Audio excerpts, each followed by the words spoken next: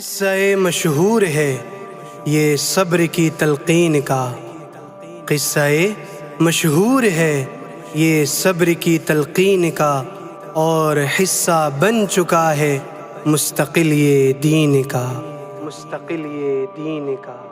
اس میں بتلایا گیا ہے حکم ربی جب ملے مصلحت کو چھوڑ کر انسان اسے پورا کرے، پھر ملیں گے رب کی جانب سے بڑے انعام بھی، اور جنت میں کرے گا رب بہت اکرام بھی۔ مانگتا ہے یہ صلہ قربانیوں کے سلسلے، اور بس اللہ کی خاطر حوصلے در حوصلے۔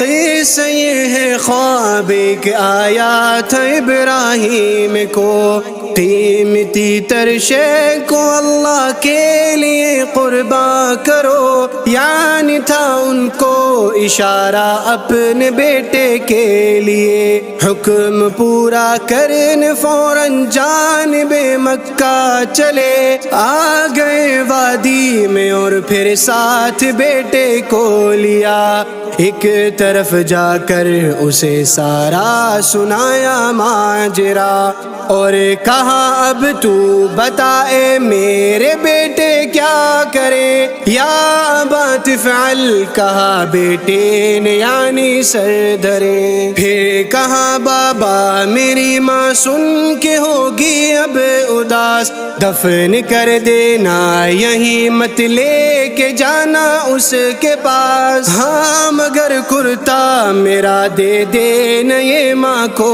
میری، اس کو دیکھا وہ کرے گی یاد جب بھی آئے گی، پھر کہا اوندھا لٹا دے مجھ کو اور پھر یوں کرے، اپنی آنکھوں پر میرے ابا یہ پٹی باندھ لے، باپ ابراہیم اسماعیل ہے جس کا پسر، اور انہوں نے رب کے آگے خم کیے ہیں اپنے سر،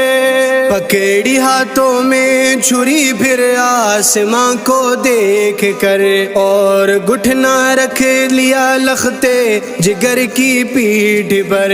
آنکھ جیسے کہہ رہی ہو دیکھ لے میرے خدا، کوئی شے بڑھ کر نہیں ہے تیری مرضی کے سوا، رو پڑے سارے فرشتے ایسا منظر دیکھ کر، چیخ نکلی آسماں کی اور زمین کی سر بسر،